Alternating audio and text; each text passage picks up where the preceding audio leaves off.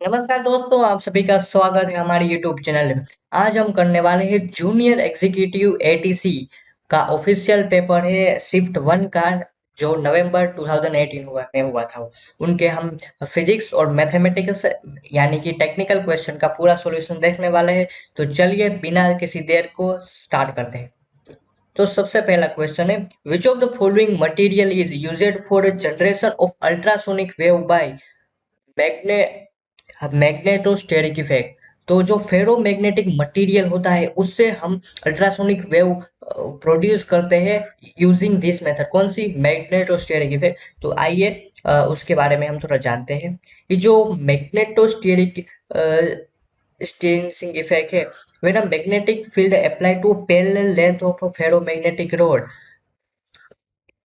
जो means iron की और निकल की बनी हुई, तो ये स्मॉल एलोंगेशन और contraction occurs in the its length. तो जो लेंथ में ज्यादा जो लेंथ बढ़ रही है और लेंथ कॉन्ट्रैक्ट कर रही है उसे हम मैग्नेटोस्टेरिक कहते हैं। तो change in length depend on intensity applied on magnetic field, nature of ferromagnetic material. The change in length independent of direction of a field। तो ये इनके मैग्नेटोस्टेरिक इफेक्ट की ये प्रॉपर्टी हुई। तो जो ये मेथड थी वो 1842 में जेम्स जूल ने ऑब्जर्व की थी निकल के सैंपल पर। तो चलिए नेक्स्ट क्वेश्चन देखते हैं। क्वेश्चन टू है कि एक हमें फंक्शन और उसका एफएक्स दिया हुआ है, हम ट्रेपेजोइडल मेथड से उसे सोल्व करना है। तो आइए ट्रेपेजोइडल मेथड के बारे में पढ़ते हैं। तो मान लीजिए कोई फंक्शन एक्स और वाई है, उसकी value X naught Y naught है। तो हम एक एक्स एन क्या होगा, X X zero plus N H, जहाँ पे N number of sub interval हो गए और एच क्या होगा, सब स्टेप साइज होगा। तो ये ट्रेपेजोइडल का फॉर्मूला है कि एक्स से X zero plus N H, जहां तक लोअर लिमिट से अपर लिमिट तक एफ एक्स डी एक्स है, वो कितना होगा, H by two first term plus last term plus two divide by remaining term. तो ऐसे आप इसको स्टार मार्क बना लीजिए और अपनी नोटबुक में लिख लीजिए। तो इसका ये फॉर्मूला है बस। बाकी तो आप फॉर्मूले में वैल्यू पुट करिए इजीली। आपको यहाँ पे एच इज इक्वल टू, यहाँ पे क्वेश्चन में दिया हुआ ही है कि यहाँ पे एन की H is equal to one होगा, N is equal to two होगा, एफ जीरो एफ वन और एफ टू है, ये एक्स जीरो एक्स वन और एक्स टू है। यहाँ पे आप वैल्यू पुट करिए और इजीली आप आंसर निकाल सकते हैं। इसका सही आंसर है 11, यानी ए ऑप्शन सही होगा। तो यहाँ पे हम अगर एटीसी के एग्जाम में दो और मेथड है न्यूमेरिकल्स मेथड में, Simpson one by third method and Simpson three by eight method. तो आइए सिम्पसन वन बाई थर्ड के बारे में जानते हैं। तो सिम्पसन वन बाई थर्ड में यहाँ पे एच अपॉन थ्री है। वन बाई थर्ड इसे क्यों कहा, क्योंकि एच बाई थ्री है। First term plus last term plus four into one, four into one या वन थ्री फाइव, तो ये कैसे टर्म हुए, तो ये और टर्म है। फोर इंटू और टर्म प्लस टू, यहाँ पे आप याद रखने की ट्रिक क्या रख सकते हैं, टू के साथ टू है यानी कि टू के साथ इवन टर्म है। तो ऐसे आप याद रख सकते हैं। तो ये फॉर्मूला हुआ Simpson one by third method. और ये सिम्पसन थ्री बाई एट क्योंकि यहाँ पे थ्री बाई एट है, first term plus last term. तो यहाँ पे थ्री, पहले थ्री आया, उसके साथ जो थ्री के मल्टीपल नहीं है वो टर्म, जैसे कि one two four five, six नहीं आएगा, सिक्स इधर आएगा। अब जो सिक्स के मल्टीपल है वो कहाँ पे आएंगे, यहाँ पे आएंगे, जैसे कि टू के साथ जो सिक्स के बाकी टर्म बचे वो। तो ऐसे ये सिम्पसन वन बाय और थ्री बाई एट का भी आगे जो 2021 में एग्जाम होने वाला है वहां पे पूछ सकते हैं। जो आगे चलते हैं नेक्स्ट क्वेश्चन की ओर। For the value of lambda, तो यहाँ पे दो इक्वेशन है, two X plus three Y is equal to one and four X plus six Y is equal to lambda. तो हैव अ इनफाइनाइट सॉल्यूशन। तो infinite solution हमें पता चले तो क्या होना चाहिए। यहाँ पे हम मैट्रिक्स की प्रॉपर्टी कंसेप्ट देखते हैं कि जो नॉन होमोजीनियस इक्वेशन है, यहाँ पे होमोजीनियस इक्वेशन नहीं है, क्योंकि यहाँ पे वन एक कांस्टेंट टर्म की वैल्यू वन है, यानी होमोजीनियस इक्वेशन नहीं है। यानी नॉन होमोजीनियस इक्वेशन में X is equal to infinite solution कब होगे, जब जो rank of A upon B है वो ए के इक्वल होगा और जो नंबर ऑफ अननोन है वो इनसे छोटे होंगे। तो यहाँ पे हम इससे सोल्व करें। ये बेसिकली मीन्स आप टेंथ से ही सोल्व कर सकते हैं कि यहाँ पे लेमड़ा की टू होगी तो यहाँ पे टू कॉमन निकालेंगे तो ये दोनों सेम आ जाएगी। यानी कि लेमड़ा अगर टू है ना तो दोनों मीन्स एक ही लाइन होगी और इनफाइनाइट सॉल्यूशन मिलेंगे। तो आप एसटीडी स्टैंडर्ड 10 से भी ये क्वेश्चन करते हैं, बट यहाँ पे हम कंसेप्ट देख लेंगे। यहाँ पे ए अपॉन बी आर्ग्यूमेंटेड मैट्रिक्स किया है 2 4 3 6 1 अपॉन लेमडा। यहाँ पे हम अपर ट्राइंगल मैट्रिक्स बनाने के लिए यहाँ जीरो किया। तो अब अगर ये जीरो हो जाए तो हमारे इनफाइनाइट सॉल्यूशन मिलेंगे। तो यहाँ पे लेमडा की वैल्यू 2 होगी। और यहाँ पे आप यह भी याद रख सकते हैं कि अगर A X is equal to B है नॉन होमोजीनियस इक्वेशन में, यूनिक सॉल्यूशन कब होगा कि ए अपॉन बी है वो ए के रैंक ऑफ ए के बराबर हो और उतने ही नंबर ऑफ अननोन हो, तो वो यूनिक सॉल्यूशन होगा। और इनफाइनाइट सॉल्यूशन के लिए इसको छोटा होना पड़ेगा। और नो सॉल्यूशन के लिए ए अपॉन बी हमारा जो आर्ग्यूमेंट मैट्रिक्स है वो रैंक ऑफ ए के बराबर नहीं होगा। तो ये हुआ मैट्रिक्स का क्वेश्चन। चलिए बढ़ते हैं नेक्स्ट क्वेश्चन की ओर। Which of the following particle in motion have a same kinetic energy has shortest wavelength? ये क्वेश्चन अगर हम शिफ्ट 3 में देखें तो ये शिफ्ट 3 में भी आया था। तो यहाँ से हमें सिंपल पता है कि जो द्विबर्गली वेवलेंथ है H is lambda is equal to H upon P. यहाँ पे P square is equal to 2m, उसकी जगह हम रखेंगे ई का means P square is equal to 2m हमारी एनर्जी हुई ई। तो यहाँ से हम ई को पी को वैल्यू रखेंगे तो ये आएगी। तो यहाँ से हमें डायरेक्टली पता चल रहा है कि लेमडा पी है वो इनवर्सली प्रोपोर्शनल टू मास है, यानी जिसका मास ज्यादा होगा उसका वेवलेंथ कम होगी। यहाँ पे हम देख सकते हैं कि अल्फा पार्टिकल यानी 2Ag4 हीलियम न्यूक्लियस, तो उसमें कितने होंगे, 2 प्रोटॉन हो गए और 2 इलेक्ट्रॉन हो गए और 2 न्यूट्रॉन भी हो गए। तो इसलिए अल्फा पार्टिकल का मास हेवी हो जाता है। और यहाँ से आप उसकी शॉर्टेस्ट वेवलेंथ, यहाँ से आप mass of proton, mass of electron और अल्फा पार्टिकल वो देख सकते हैं। तो चलिए 2Ag4 यानी 4 प्रोटॉन हुए उसमें और 2 न्यूट्रॉन हुए और 2 इलेक्ट्रॉन। तो चलिए बढ़ते हैं नेक्स्ट क्वेश्चन की ओर। यहाँ पे कह रहे हैं कि एक पार्टिकल और एक एंटी पार्टिकल है वो अपोजिट से आ रहे हैं और मिनिमम एनर्जी रिलीज कर रहे हैं inertial of matter of a pair of electron and proton है। तो यहाँ पे चलिए हम इनके बारे में देखते हैं थोड़ा कि क्या है कि ये पार्टिकल और उसका एंटी पार्टिकल टकरा रहे हैं और दो फोटोन इमिट कर रहे हैं। तो इनको इनहिलेशन की प्रोसेस से जाना जाता है। तो यहाँ से हम लिखे कि जो एनर्जी कितनी मिनिमम एनर्जी बताइए तो इज इक्वल टू एम की स्क्वायर होगा रेस्ट मास एनर्जी इलेक्ट्रॉन की। तो यहाँ पे हम पुट करेंगे, यहाँ पे 2m² क्यों आया, क्योंकि यहाँ पे दो फोटोन इमिट हो रहे हैं और दो पार्टिकल है। तो यहाँ पे हम डायरेक्ट ईवी में ये वैल्यू लिख ले तो हम डायरेक्ट भी ये याद रख सकते हैं कि 0.593 MeV एनर्जी होती है एक इलेक्ट्रॉन की। यहाँ पे दो इलेक्ट्रॉन है इसलिए इसका दुगना हो जाए। चलिए बढ़ते हैं नेक्स्ट क्वेश्चन की ओर। Consider the two differential equation. यहाँ पे दो डिफरेंशियल इक्वेशन बताए हैं, उसमें से आपको बताना है कि वो कौन से है, एग्जैक्ट है, लीनियर है। तो सबसे पहले हम आइए जानते हैं डेफिनेशन यानी कंसेप्ट क्या है कि M D X plus N D Y is equal to zero. अगर D M by del Y is equal to del N by del X होता है तो इसे क्या कहते हैं, हम एग्जैक्ट डिफरेंशियल इक्वेशन कहते हैं। तो चलिए एनालिसिस करते हैं। पहला में एम क्या हुआ, E to the power Y और एन ये टर्म हुआ। तो हम del M by del Y find करें तो E to the power Y मिला, del N by del X E to the power Y मिला, यानी कि ये एग्जैक्ट डिफरेंशियल इक्वेशन है। चलिए दूसरे इक्वेशन को चेक करते हैं।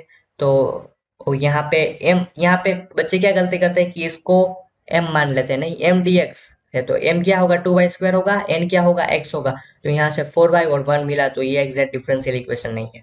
तो पहला क्वेश्चन है कि हमारा जो पहला है वो एग्जैक्ट डिफरेंशियल इक्वेशन है। और दूसरी बात क्या कहा है, one is exact and second is not exact equation. तो यहाँ से सॉल्यूशन होगा। आइए चलिए थोड़ा और जानते हैं कि लीनियर डिफरेंशियल इक्वेशन के बारे में। होमोजेनियस इक्वेशन यानी if the degree of all term are दो, मींस आगे मैं बताऊंगा कि सारी जो पॉलिनोमियल है उसकी डिग्री सेम हुई तो उसको होमोजेनियस इक्वेशन कहा जाता है। अगर लीनियर डिफरेंशियल इक्वेशन बात करें तो del Y by del X plus P Y is equal to Q है, तो इसको और del X by del Y plus P X is equal to Q को इको लीनियर डिफरेंशियल इक्वेशन कहा जाता है। तो चलिए बढ़ते हैं नेक्स्ट क्वेश्चन की ओर। हाँ, पहली सीट में आया था वैसा ही क्वेश्चन कि एक बाहर से एक z फंक्शन दिया है, z is equal to a e to the power B Y, पर यहाँ पे हमें अलग अलग ऑप्शन है। तो पहले हमें क्या करना है, यहाँ पे हमें ऑप्शन में क्या दिया है, del z by del del Z by, यहाँ पे अलग अलग जो ऑप्शन दिए गए उसके मुताबिक हम एग्जैक्टली चेक कर सकते हैं। तो पहले हम del Z by del X निकालते हैं, डेल जेड बाई दूसरी बार निकाला तो ये जेड इज इक्वल टू ये टर्म है आई, दूसरी बार डिफरेंशिएट करने से ये मिला। तो यहाँ से हमें क्लियरली पता लग रहा है कि ये दोनों कैंसिल होकर ये इक्वेशन, इस इक्वेशन को लाप्लास इक्वेशन भी कहते हैं। इस क्वेश्चन को बेसिकली मीन्स आपको देख के ही पता लग जाएगा कि यहाँ कैसे टर्म बन रही है। ये मेथड ट्राई एंड एरर से होगा। फिर जो पिछले मीन्स शिफ्ट 3 में भी जो क्वेश्चन आया है नवंबर 2018 में, वही सिंपल सेम क्वेश्चन, इस कंसेप्ट सेम था, ऐसा था। तो चलिए बढ़ते हैं नेक्स्ट क्वेश्चन की ओर। तो value of integration e to the power x upon e to the power 2x minus 4 dx, तो यहाँ हमें इसकी वैल्यू फाइंड करनी है। तो सबसे पहले तो यहाँ हम एक ये फॉर्मूला याद होना चाहिए कि integration dx upon X square minus A square किया 1/2a log x minus X upon X minus A upon X plus. यहाँ पे याद रख सकते हैं कि x माइनस ए में पहले पहले x माइनस ए आता है। मैं आपको शॉर्ट ट्रिक बताने जा रहा हूँ कि वो एग्जाम में आपको कंफ्यूजन हो तो बहुत हेल्प करे। यहाँ पे हम e to the power x is equal to T substitute करें, इसका रेफरेंस लिया होगा तो यहाँ पे T square minus two T square minus two square, यहाँ पे ये फॉर्मूला पुट करके इजीली हमारा आंसर देख सकते हैं। तो यहाँ पे अब थोड़े बहुत फॉर्मूले हैं भी यहाँ पे आप देख सकते हैं। तो चलिए वीडियो बनना बहुत लंबा हो जाएगा, बिना किसी देर के नेक्स्ट क्वेश्चन की ओर बढ़ते हैं। Ultrasonic probe echo technique is non जो नॉन नॉन डिस्क्रिप्टिव की टेक्निक है। तो यहाँ पे हम मेथड से उसकी थिकनेस फाइंड कर रहे हैं 30 centimetre. If arrival time of pulse is 45 microsecond and 90 microsecond respectively the distance of flow on steel which ultrasonic pressing. तो यहाँ पे हमने क्या किया है कि एक जो अल्ट्रासोनिक वेव है, तो यहाँ से ultrasonic wave non destructive non non NDT में यूज होता है। तो यहाँ पे हम यहाँ पे स्टार्ट हो रहा है, यहाँ से ये वापस आ रहा है। ये पूरा डिस्टेंस 30 है। एक नॉन डिस्ट्रक्टिव चार्जिंग हम उसमें कहीं पे मटेरियल पे ब्रेकिंग है वो चेंज करने में रखते हैं। तो यहाँ पे simple speed is equal to क्या होगा, डिस्टेंस अपॉन टाइम होगा। तो यहाँ पे हम इसका यहाँ पे डायग्राम में दर्शाया है कि एक पहले में 90 माइक्रोसेकंड लगता है, दूसरे में 45 माइक्रोसेकंड लगता है। तो यहाँ पे हम यह दूसरा है उसका वैल्यू स्पीड तो सेम ही होगी। तो यहाँ से पहले फर्स्ट इक्वेशन में स्पीड की वैल्यू फाइंड करेंगे और सेकंड इक्वेशन में पुट करें तो इजीली मिल जाएगा। तो ये बच्चों ये थोड़ी टफ मेथड है, सही मेथड ये है, मीन्स थोड़ा टफ पड़ेगा बच्चों को। कि मान लीजिए कि ये नो डिस्ट्रीब्यूटिव, यहाँ से ये पल्स भेजी और ये आ गए, यहाँ पे कोई क्रैक हुआ तो यहाँ से वापस आएगी। तो क्या होगा, अब एक्स इज इक्वल, यहाँ पे हम सिंपल आप फॉर्मूला लगाइए, distance is equal to speed upon time, distance is equal to speed upon time. और यहाँ का मीन्स इसकी लेंथ, इसको मान ली, इसको लेंथ एक्स ये हमें निकालना है, इसका एक्स मान लीजिए। अब ये पूरा 30 है तो दो फॉर्मूला लगाए, इजीली आपको यहाँ से आंसर मिल जाएगा। यहाँ पे एक बात बतानी होगी कि यहाँ पे डिस्टेंस 2 टाइम्स होगा, जो 30 होगा उसका 60 होगा। तो यहाँ पे आपको जो डिस्टेंस मिलेगा 2 टाइम्स मिलेगा और जो भी आंसर होगा वो हमारा मिल जाएगा। तो चलिए बढ़ते हैं नेक्स्ट क्वेश्चन की ओर। In experimental arrangement of Fresnel biprism, यहाँ पे मैं बता देता हूँ कि फ्रेनेल बाइप्रिज्म होता है, उसकी जो एक एंगल रहता है वो 179 रहता है और दो जो दूसरे दो एंगल रहते हैं वो हाफ हाफ मिनट के होते हैं।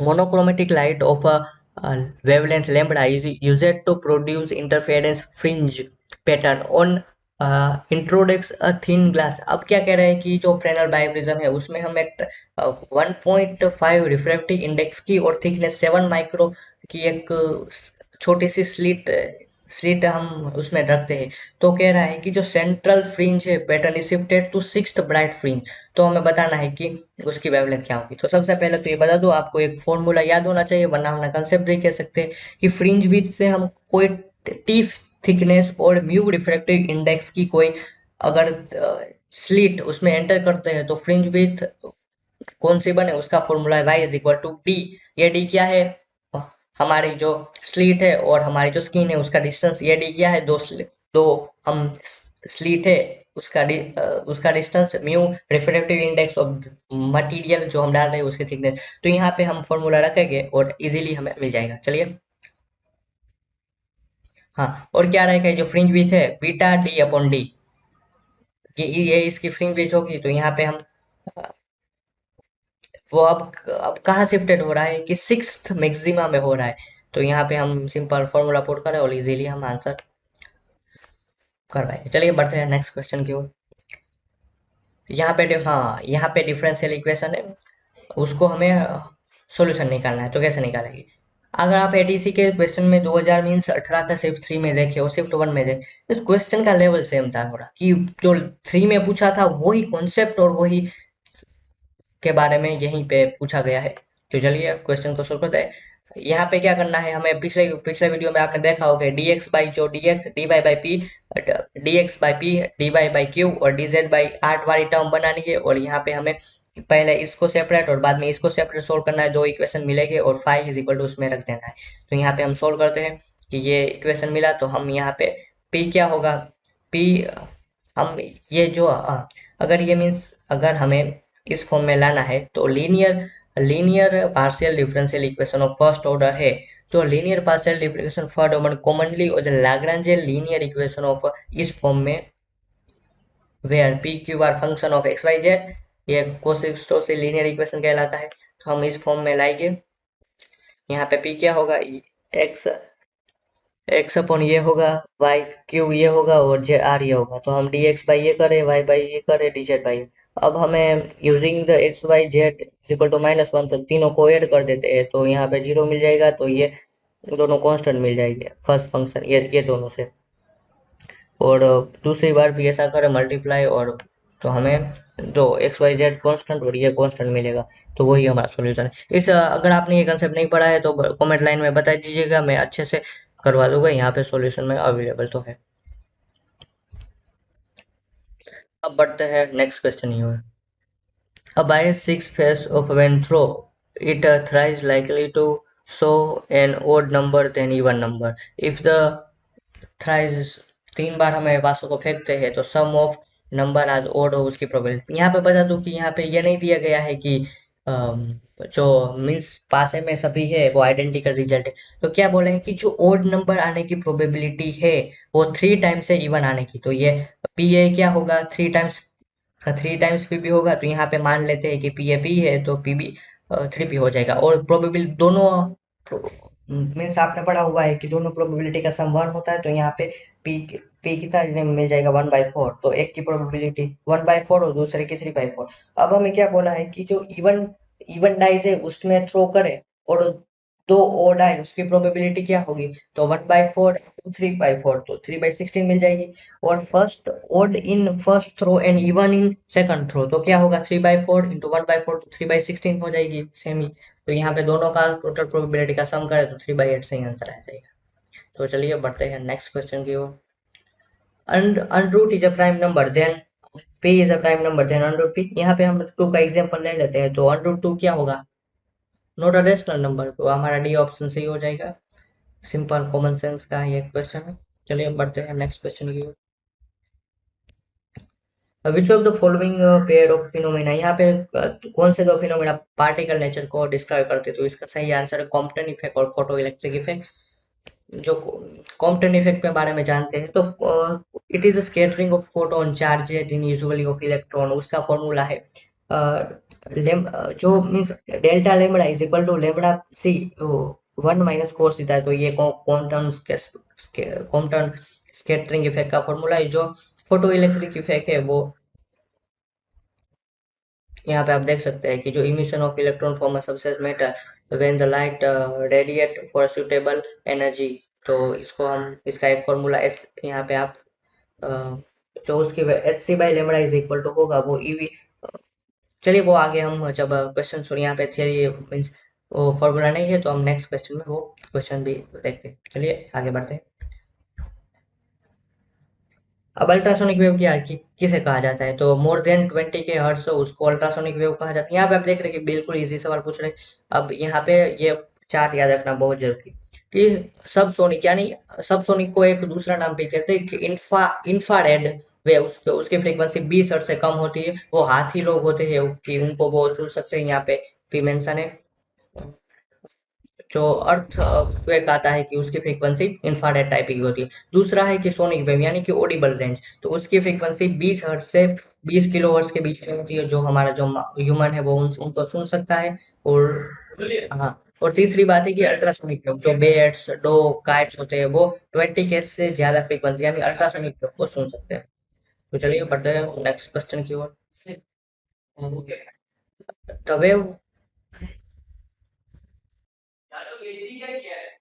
तो value of 0 to 1 sign inverse x upon x D x क्या होगा? तो यहाँ पे हम एक सब्स्टिट्यूट लगाएंगे कि यहाँ पे हमें कोई मीन्स लिएट और कोई भी पार्शियल इंटीग्रेशन का फॉर्मूला नहीं नजर में आ रहा, तो हम एक सब्स्टिट्यूट पुट करेंगे। साइन इनवर्स एक्स को थीटा मान लेंगे और X is equal to sine theta, तो D X cos theta D theta होगा। अब यहाँ पे लिमिट चेंज करें तो एक्स जब जीरो है तब थीटा जीरो, तो यहाँ पे लिमिट हमें 0 से π/2 मिल जाएगी, तो यहाँ पे theta upon sine theta cos theta D theta, तो थीटा इंटू कोस थीटा। यहाँ पे हम बाई पार्ट्स का फॉर्मूला लगाएंगे और इजीली सिंपल सोल्व करेंगे तो हमें इंटीग्रेशन मिल जाएगा। यहाँ पे लिमिट पुट करेंगे तो यहाँ पे थोड़ा बहुत लंबा हो जाएगा और यहाँ पे आंसर ये आ रहा है।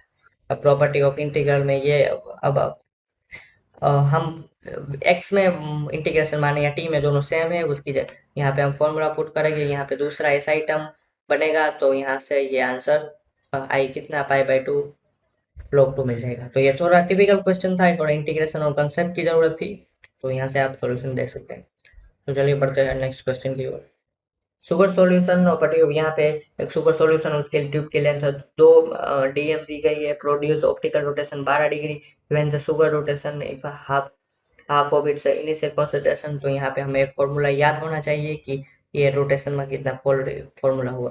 तो इसका फॉर्मूला है कि जो optical rotation and special rotation are related to, यहाँ पे alpha observe is equal to C, और सी यानी कंसंट्रेशन, एल यानी लेंथ को। तो यहाँ पे ये दो इक्वेशन में हमारे सब वैल्यू दी है, फर्स्ट और सेकंड में कंपेयर करेंगे तो हम इन फर्स्ट इक्वेशन और दोनों का रेशियो ले लें तो इजीली हमें मिल जाएगा, या फिर फर्स्ट इक्वेशन से दोनों का स्पेशल रोटेशन सेम है तो वही उससे भी हम कर सकते हैं सेम, क्योंकि सेम सॉल्यूशन है इसलिए। चलिए नेक्स्ट क्वेश्चन की ओर बढ़ते हैं। ये वेक्टर स्पेस से एक क्वेश्चन है। द स्टैंडर्ड यहाँ पे बेसिस है E1 E2 E3 एक वेक्टर स्पेस की है। तो लीनियर ट्रांसफॉर्मेशन ऐसे किया कि T1 T2 और T3 ये है, तो हमारा स्टैंडर्ड मैट्रिक्स T ये होगा।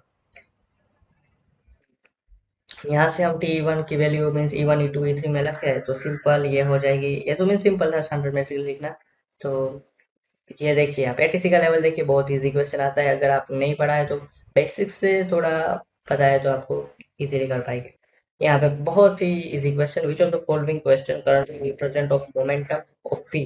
जो मासलेस पार्टिकल होते हैं जैसे कि फोटोन, उसका मोमेंटम कैसे दिया जाता है कि E is equal to P C, उसमें हम पी को फाइंड करें तो E बाई सी हो जाएगा, यानी कि फर्स्ट ऑप्शन हमारा सही होगा। तो चलिए बढ़ते हैं नेक्स्ट क्वेश्चन की ओर। The group velocity of a matter wave associate with moving particle. तो यहाँ पे जो ग्रुप वेलोसिटी है वो मैटर वेव में कितनी होती है, equal to the particle velocity. तो आइए वो जानते हैं कि उन दोनों में क्या फर्क है। जो अगर हम यहाँ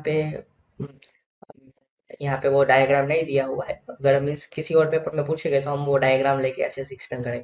तो यहाँ पे जो वी जी यानी ग्रुप वेलोसिटी है वो कितनी होती है, dw/dk। और जो पार्टिकल वेलोसिटी कितनी हो, w/k। तो यहाँ पे हम ग्रुप वेलोसिटी और फाइंड करने मैटर वेव के बारे में फाइंड करना चाहे तो यहाँ पे मैटर वेव का मोमेंटम क्या होगा, p² by 2m। तो यहाँ से de/dp फाइंड करें तो p/2 p/m, और यहाँ से हम अ, अगर वीपी क्या हो गए ओमेगा बाई के, अब उसमें हम ई मल्टीप्लाई करें डिवाइड करें तो वही इक्वेशन आएगा ई बाई p/m। तो दोनों मीन्स सेम वेलोसिटी है vg और vp, ग्रुप वेलोसिटी और पार्टिकल वेलोसिटी सेम है इन मैटर वेव। तो यहाँ से हमें सी ऑप्शन हमारा सही हो जाएगा।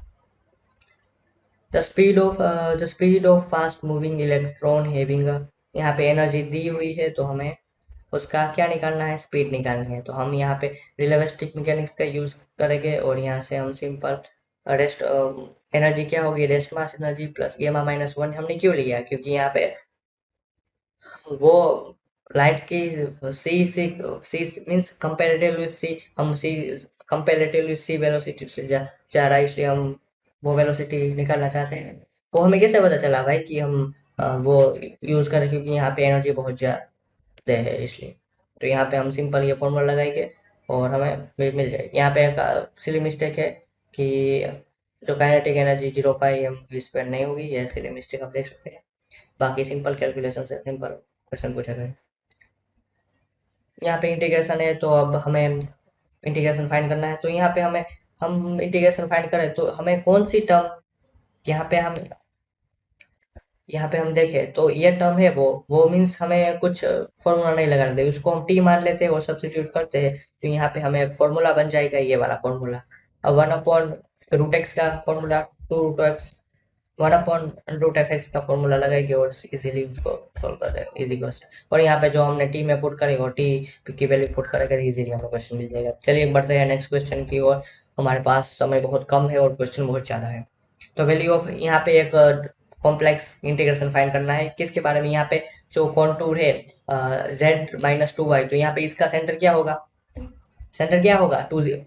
0 2 होगा, क्योंकि y y y y axis पे है, तो इसका सेंटर 0 2 होगा। यहाँ ये 0 2 होगा, रेडियस कितनी होगी? 1 होगी। अब यहाँ तो अब क्या है, हम किस पोल के अकॉर्डिंग इसके हम जो रूट्स फाइंड करें तो कितने हो गए?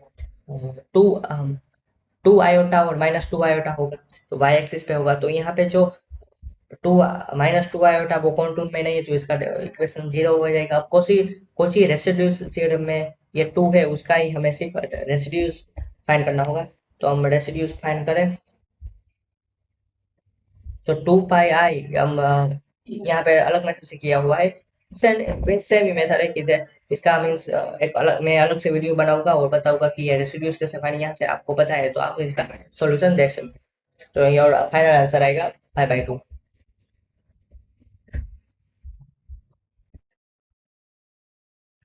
तो चलिए बढ़ते हैं नेक्स्ट क्वेश्चन की ओर। यहाँ पे बहुत क्वेश्चन ज्यादा है, 60 क्वेश्चन है, वीडियो बराबर लंबा हो जाएगा। और लंबा तो हो ही रहा है, तो इसलिए हम थोड़ा सॉल्यूशन एक बार आपको दिखा रहे हैं। विच of the following material behave like a dielectric, तो इसका सही आंसर है मिका है, वो एज अ डाइइलेक्ट्रिक बिहेव करेगा। ये दो तीनों है, टंगस्टन है, कॉपर है और जर्मेनियम है, वो सेमीकंडक्टर है, और ये दोनों है वो कौन है? वो कंडक्टर है।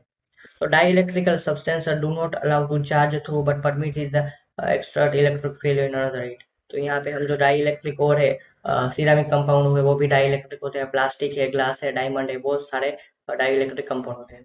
तो चलिए बढ़ते हैं नेक्स्ट क्वेश्चन की ओर। अगर हम बात करें कि मेटल का डाइइलेक्ट्रिक कॉन्स्टेंट बताइए, आप कमेंट बॉक्स में नीचे आंसर दीजिए। यहाँ पे बहुत फेमस क्वेश्चन लिमिट का है कि limit X tends to zero X X X into sine 1/x क्या होगा? तो यहाँ पे हम सैंडविच थ्योरम लगाएंगे और फाइंड करेंगे। ये क्वेश्चन बहुत फेमस क्वेश्चन, आप 11 12 पढ़े होंगे, तो इसका आंसर 0 आ जाएगा। ये सैंडविच थ्योरम से हमें सोल्व करना है। यहाँ पे x इक्वल टू 0 पुट है, तो 0 इंटू साइन फाइनाइट वैल्यू हो रही है, तो इसकी 0 इंटू फाइनाइट वैल्यू 0 0 होगा, यानी ये होगा। उसको हम सैंडविच थ्योरम से भी सोल्व कर सकते हैं। चलिए बढ़ते हैं नेक्स्ट क्वेश्चन की ओर। The ratio of amplitude and electric field and magnetic field, the strength of a same dimension of किसके डायमेंशन के इंडिपेंडेंट होगी? तो यहाँ पे बात करें जो electric field upon magnetic strength हुई, तो ई बाई एच हुए वो हम उन दोनों का फॉर्मूला लगाए तो जे ओमेगा म्यू बाई गेमा होगा। तो यहाँ से हम वो किसकी वैल्यू है? इम्पिडेंस की वैल्यू है। तो यहाँ से हमें डायरेक्ट हम पता लग रहा है कि वो, अगर आपको फॉर्मूला याद है तो इजी होगा, वरना आपको इलेक्ट्रिक फील्ड का एमएलटी निकालना होगा, उसके बाद इलेक्ट्रिक मैग्नेटिक फील्ड का निकालना होगा, उसके बाद ये चार ऑप्शन का निकाल के कंपेयर करना होगा। तो बहुत टफ क्वेश्चन, अगर आपको फॉर्मूला याद हो जाए तो इन डायमेंशन में बहुत ईजी हो। चलिए बढ़ते हैं next question. For a non for a non relativistic ratio of phase velocity and group velocity of द्रव बोगली इज। तो यहाँ पे आपको यहाँ पे, हाँ, मैंने अगले वाले वीडियो में बताया था कि जो फेज वेलोसिटी वीपी क्या होता है? ओमेगा बाई, यहाँ पे बी कांस्टेंट लिया है, वरना ओमेगा बाई के हम कांस्टेंट लेते हैं, तो ओमेगा बाई के। और ग्रुप वेलोसिटी है डी ओमेगा बाई डी के। तो यहाँ पे हम एनालिसिस करें तो वीपी, यहाँ पे K is equal to 2 pi by lambda. तो यहाँ पे सॉल्यूशन में बी दिया हुआ है, इसलिए बी हम भरते हैं। तो यहाँ पे हम इस यहाँ से हम फाइंड करें lambda is equal to 2 pi h/p।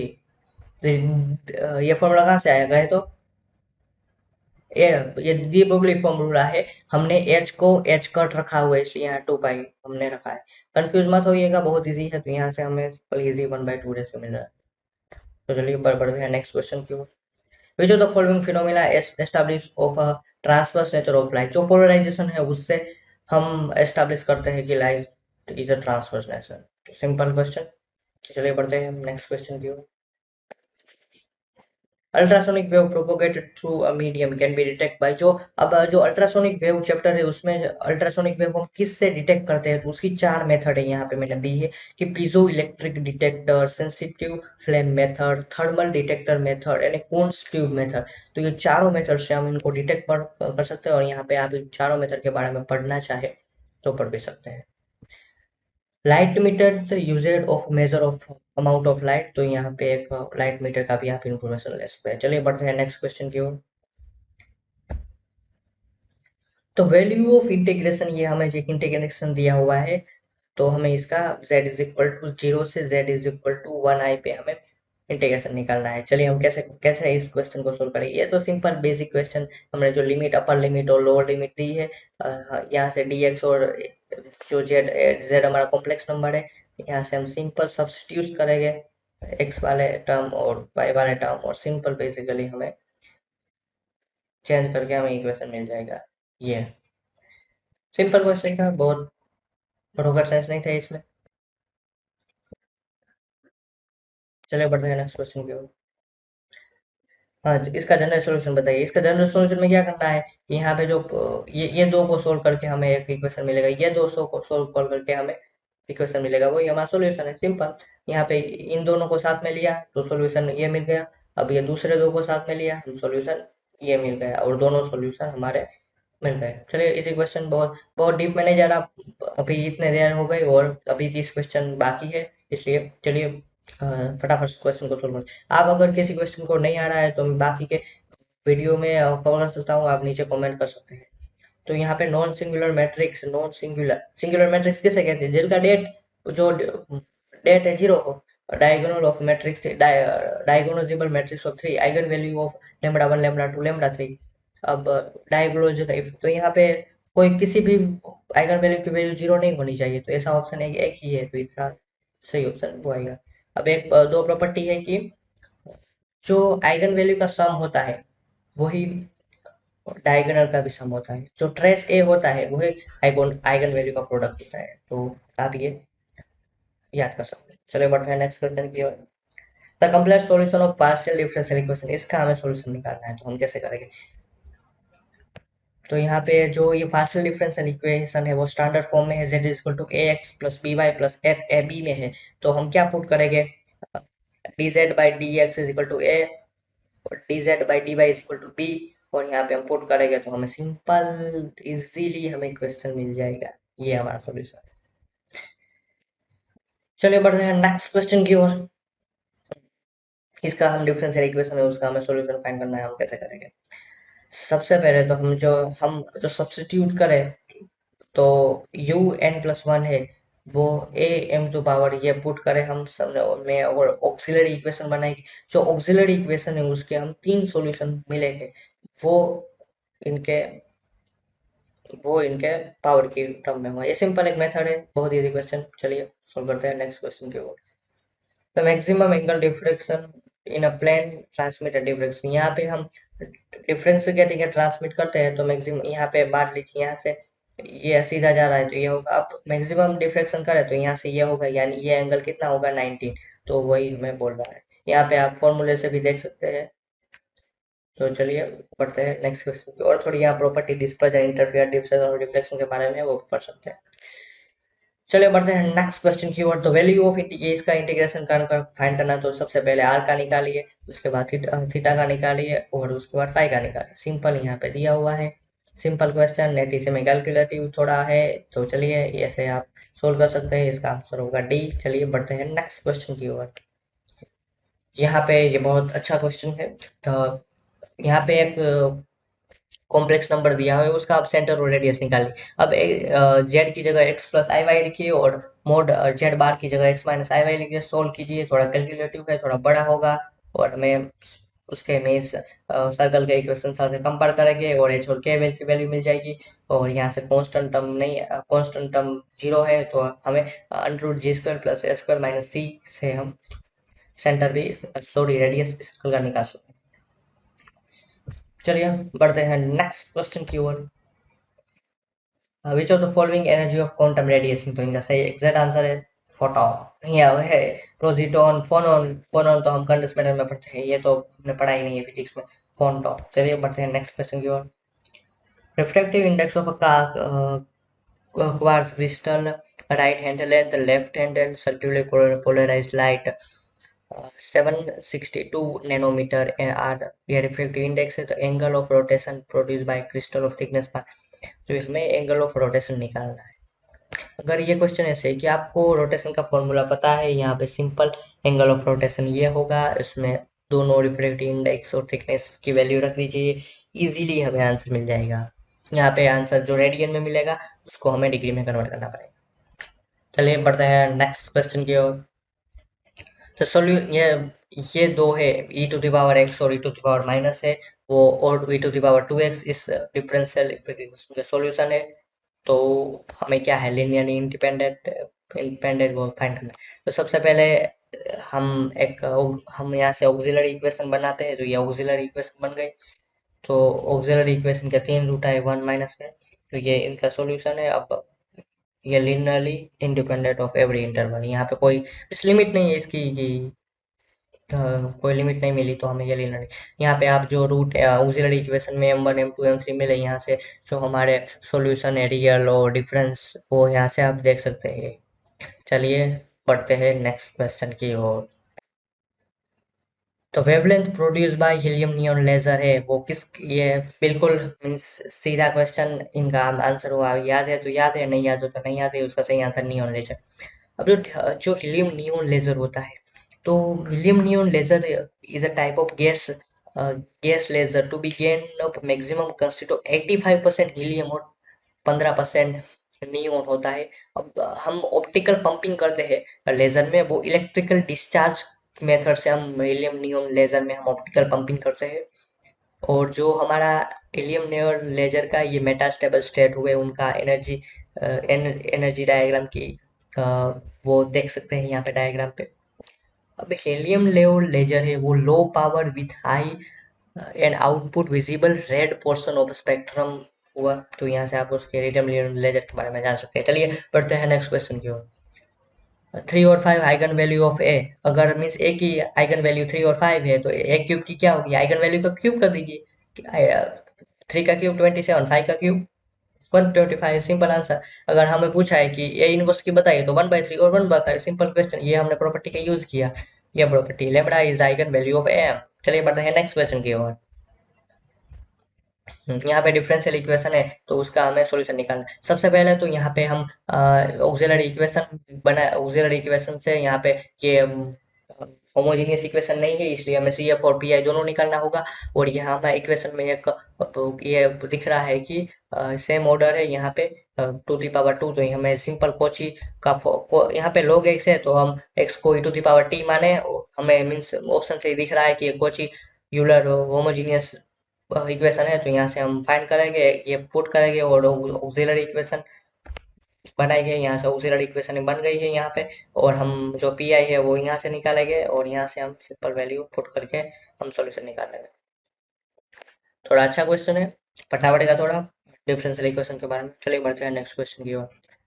The order to investigate the internal atomic structure of crystal we make use of X ray. हम एक्सरे क्यों यूज करते हैं, क्योंकि जो मीन्स एटॉमिक लेवल है वो किस लेवल का होता है, नैनोमीटर से एंगस्ट्रॉन का लेवल की उसमें उसका डिस्टेंस होता है 2 मॉलिक्यूल में। अगर हम उसके ज्यादा वेवलेंथ करें तो दो पार्टिकल का मिस हमें कैसे पता लग जाएगा कि उसका डिस्टेंस कितना है, इसलिए हम वो किस रेंज का है, एंगस्ट्रॉन और नैनोमीटर रेंज का है, तो इसलिए हम एक्सरे की वेवलेंथ है ना वो एंगस्ट्रॉन नैनोमीटर की, इसलिए हमने एक्सरे यूज किया। और एक्सरे बारे में बात करूँ तो जो एक्सरे के डिस्कवर कौन थे, रोंजन थे। और X-ray so important property like reflection, reflection dispersion, sorry diffraction और पोलराइजेशन। चलिए चलिए बढ़ते हैं नेक्स्ट क्वेश्चन। यहाँ पे आप यूवी और आई आर के बारे में भी पढ़ सकते हैं। अब यहाँ पे दो फंक्शन है, for complex number z equal to X plus I by है, वो बताइए तो चार स्टेट में से कौन सा टूर होगा। अब एंटायर फंक्शन क्या है वो आपने नहीं देखा होगा तो जान लेते हैं कि एनालिटिकल फंक्शन क्या है, कि जो कोई भी फंक्शन z है वो z is equal to 0 point पे और उसके आजू बाजू के पॉइंट में कंटिन्यूस है और डिफरेंशिएबल है, तो उसको एनालिटिकल बोलते हैं। अब एंटायर फंक्शन किसे बोलते हैं, if z is equal to every point in whole finite complex, हर किसी के हर फाइनाइट कॉम्प्लेक्स प्लेन में अगर वो फंक्शन एनालिटिकल है तो उसको एंटायर फंक्शन पे बोलते हैं। तो यहाँ पे हमें कोस हाइपरबोलिक जेड और साइन हाइपरबोलिक जेड है वो दोनों है, मीन्स एनालिटिकल भी एंटायर भी है, इसलिए हमारा बोथ फंक्शन है वो एंटायर फंक्शन हो जाए, बोथ आर एंटायर फंक्शन। चलिए बढ़ते हैं, यहाँ पे आप एनालिटिकल फंक्शन के बारे में और भी जान सकते हैं। चलिए बढ़ते हैं नेक्स्ट क्वेश्चन की ओर। यहाँ पे हमें हम यहाँ पे हम क्या कह रहे हैं कि एक लाइट है ना वो 60 डिग्री से इंसिडेंस हो रही है। अब रिफ्लेक्टेड लाइट है वो फुल्ली पोलराइज है, तो इसका मतलब क्या है कि वो बूस्टर लॉ का एक इस्तेमाल हुआ और जो उसका ग्लास का रिफ्लेक्टिव इंडेक्स होगा क्या होगा म्यू 10, म्यू 2 बाई म्यू 1 वो क्या होगा टेन थीटा होगा। यहाँ से हम फॉर्मूला लगाए और सिंपल हमें 1060 कितना है जो 1.73 बूस्टर एंगल को इसके हमने इस्तेमाल ब्रूस्टर्स एंगल का इस्तेमाल किया है। चलते चलते हैं नेक्स्ट क्वेश्चन की ओर। When a meter stick move along the length of certain speed, yeah, the a part of length is moving stick measured by stationary observer on the ground found in 19 centimeter. Then the velocity of a stick in vacuum is c। तो यहाँ पे ये theory of relativity का question है। यहाँ पे हमें length, यहाँ पे क्या है कि वो छोटी हो रही है, लेंथ 1 मीटर की थी, तो यहाँ पे हम लेंथ कौन सा फॉर्मूला लगाएंगे और इजीली सी फाइंड करेंगे, तो 0.199 सी मिल जाएगा। तो बिल्कुल मिस, यहाँ पे एटीसी के एग्जाम में लोग कहते हैं कि रिलेटिविटी का हमें स्टफ है टिफ है, रिलेटिविटी में सिर्फ तीन फॉर्मूले और तीन कंसेप्ट समझ जाएंगे तो बहुत ही इजी आपको रिलेटिविटी कंसेप्ट लगेगा। तो चलिए बढ़ते हैं नेक्स्ट क्वेश्चन के, विच of the following material exhibit piezo electric effect. अब पीजो इलेक्ट्रिक इफेक्ट क्या करते हैं कि जो हम प्रेशर से हम इलेक्ट्रिसिटी जनरेट करते हैं वो पीजो इलेक्ट्रिक इफेक्ट से करते हैं। अब उसमें क्वार्ट्स है तो उसके मीन्स क्वार्ट्स को हम उसमें क्वार्ट्स मटेरियल यूज किया जाता है और सिरामिक और क्रिस्टल्स, तो उससे हम बेसिकली प्रेशर से इलेक्ट्रिसिटी जनरेट कर सकते हैं। तो उस क्वार्क्स में क्या होता है कि हम प्रेशर अप्लाई करते हैं तो उसके डाइपोल मोमेंट चेंज होता है, डाइपोल मोमेंट चेंज होते हैं तो उसका इलेक्ट्रिक फील्ड वेक्टर चेंज होता है, उससे इलेक्ट्रिक फील्ड वेक्टर चेंज हुआ तो E is equal to del V से हमें पोटेंशियल डिफरेंस मिलता है। तो यहाँ से हमें पोटेंशियल डिफरेंस मिलके हम इलेक्ट्रिसिटी जनरेट कर सकते हैं। तो ये पीजो इलेक्ट्रिक इफेक्ट में हम क्वार्ट्ज मटेरियल का यूज करते हैं। आशा करता हूँ कि मैं अच्छे से समझा रहा हूँ। अभी तक आप बने हुए हैं तो हमारे इस मेहनत को लाइक करें, शेयर करें और सब्सक्राइब करें। तो चलिए बढ़ते हैं नेक्स्ट क्वेश्चन की ओर। The experimental of evidence of electron exhibit in wave nature was found. Wave nature किसने फाइंड किया, तो इसका सही आंसर है सी डेविसन एंड गर्मर। तो यहाँ पे आपको क्या ही समझ आए। चलिए बढ़ते हैं नेक्स्ट क्वेश्चन की ओर। Newton rings can be obtain by, जो न्यूटन रिंग्स वो लाइट के ट्रांसमिट और रिफ्लेक्टेड दोनों से हमें मिलती है, उसका फॉर्मूला भी यहाँ पे आप नहीं, ये फॉर्मूला नहीं है। चलिए वो आगे के क्वेश्चन में आएगा तब हमें बताएंगे। ये है, चलिए इसका मीन्स न्यूटन रिंग है वो transmit and reflect light system दोनों से। चलिए बढ़ते हैं नेक्स्ट क्वेश्चन की ओर। f0 is equal to 3, f1 is equal to 5, f3 is equal to 21, then unique polynomial of a degree।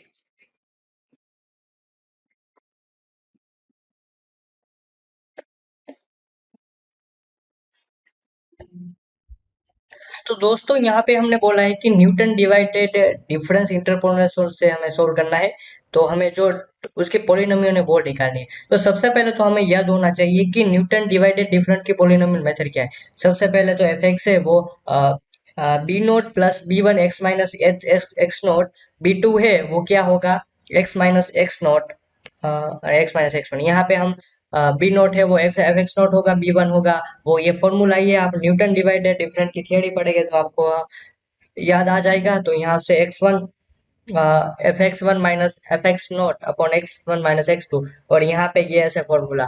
तो यहाँ पे बेसिकली मीन्स ये बहुत लेंथी मीन कैलकुलेटिव थोड़ा हो गया। तो यहाँ पे एक्स जीरो हमें कितना मिल रहा है, 3 मिल रहा है। वो अब हम ये तीन पॉलिनोमियल है, डेटा पॉइंट वो सब हमें दिए हुए हैं। तो यहाँ से एक्स जीरो 3 होगा, वाई जीरो एक्स जीरो 0 होगा, वाई जीरो 3 होगा। तो यहाँ से आप सिंपल सोल्व करेंगे तो आपको मिल जाएगी मेथड, यहाँ से पॉलिनोमियल मिल जाएगी है सिंपल करेंगे तो। चलिए सोल्व करते हैं नेक्स्ट क्वेश्चन की ओर।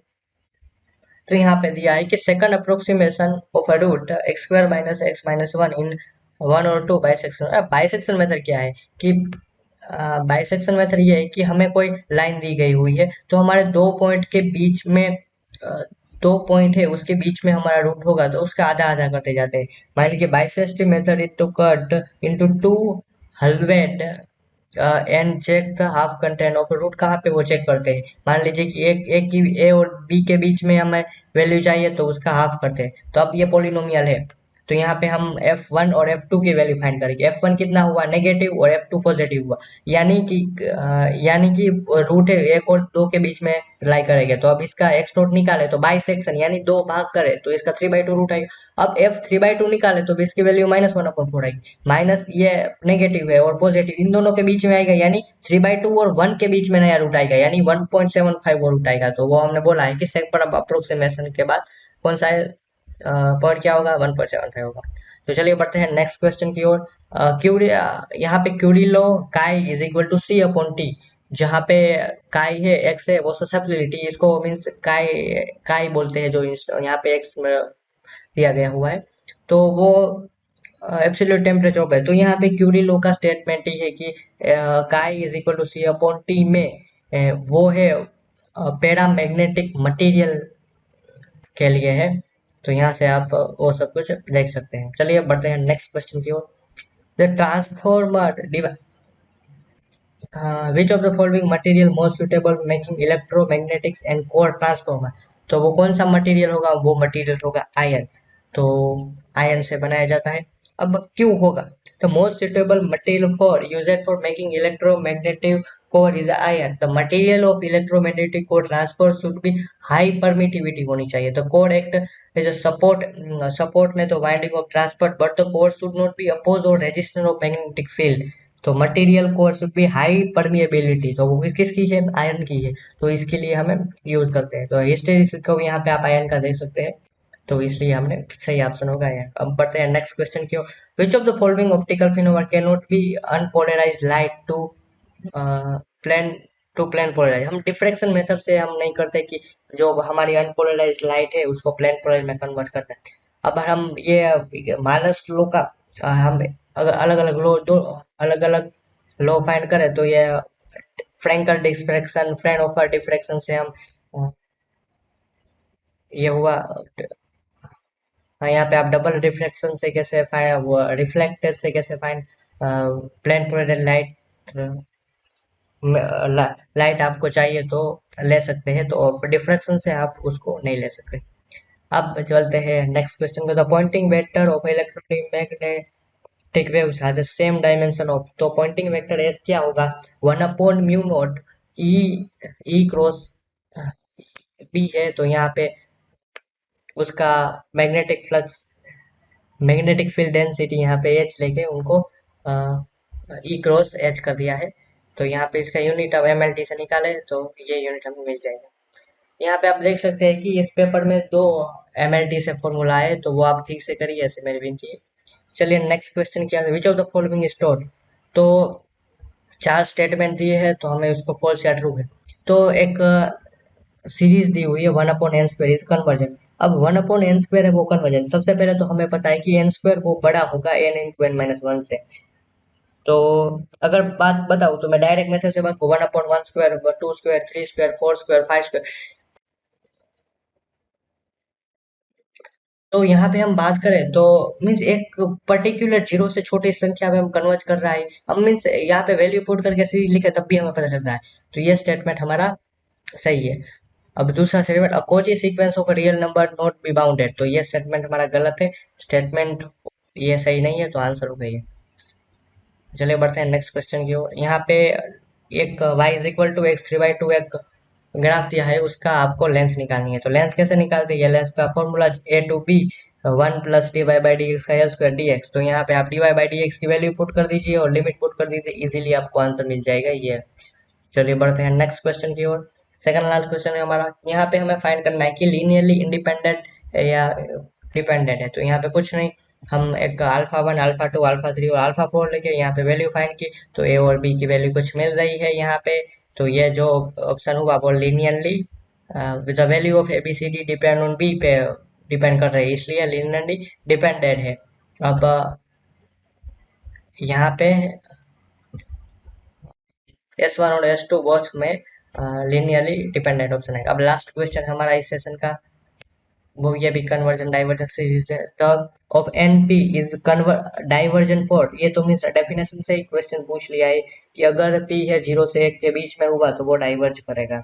तो सिंपल क्वेश्चन है डेफिनेशन से ही। तो चलिए थैंक यू दोस्तों यहाँ तक रुकने के लिए, इस वीडियो को यहाँ तक देखने के लिए। अगर आपको कोई मैंने क्वेश्चन जल्दी से बोल गया हो, अगर आपको सोल्यूशन नहीं समझ में आए तो क्वेश्चन का नंबर लिखिएगा, हम फिर एक बार कमेंट आंसर में ट्राई देने का प्रयास करेंगे। और दोस्तों नए मिलेंगे, नई नए वीडियो में मिलेंगे एटीसी के जूनियर एग्जीक्यूटिव एआई एटीसी के पेपर के साथ। थैंक यू दोस्तों, फिर मिलते हैं नए वीडियो में।